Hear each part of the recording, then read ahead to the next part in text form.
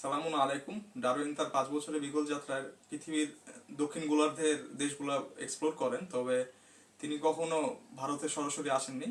কিন্তু ভারতীয়দের দেখার তার সুযোগ হয়েছিল। সেটা কিভাবে? ভারত ভারত মহাসাগরের একটা আফ্রিকার দেশ, একটা মরিশাস, সে সেখানে গিয়েছিল। সেখানে কিছু ভারতীয়দের দেখেছেন এবং তাদের দেখার পরে কিছু কমেন্ট করেছিলেন। কমেন্টগুলো এমন: দ্বীপান্তর দণ্ডভোগী ভারতীয়দের সংখ্যা 8 শতাধিক, সবাই ঘোর কৃষ্ণবর্ণ। এদের দেখার আগে জানতাম না যে ভারতীয়রা এতটা সৌম্য সুদর্শন। এই এই কয়েদিরা পূর্ত বিভাগের শ্রমিক। বয়স্কদের অনেকের বড় বড় গোঁফ ও ধবধবে সাদা দাড়ি। খুন ও তদ্রূপ মারাত্মক অপরাধ কিংবা ইংরেজ আইন ভঙ্গে দণ্ডিত এই লোকগুলো বড্ডই শান্ত ও ভদ্র। বাহ্য আচরণ, পরিচ্ছন্নতা ও ধর্মীয় রীতিনীতির প্রতি অবিচল আস্থার নিরিখে এদের সঙ্গে নিউ সাউথ ওয়েলসে আমাদের দণ্ডিতদের তুলনা অতঃপর অসম্ভব হয়ে ওঠে।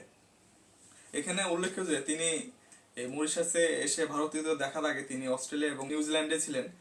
আপনারা জানেন নিউজিল্যান্ড এবং অস্ট্রেলিয়াতে ব্রিটিশ আমলে ব্রিটিশদের যারা কয়েদি তাদেরকে সেখান থেকে দ্বীপান্তরিত করা হতো।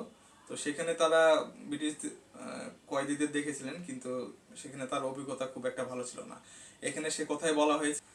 আচ্ছা, তিনি নিউজিল্যান্ড থেকে এসে যে মন্তব্য করেছিলেন সেগুলো এমন ছিল: মনে হচ্ছে নিউজিল্যান্ড ছাড়তে পেরে আমরা সবাই খুশি।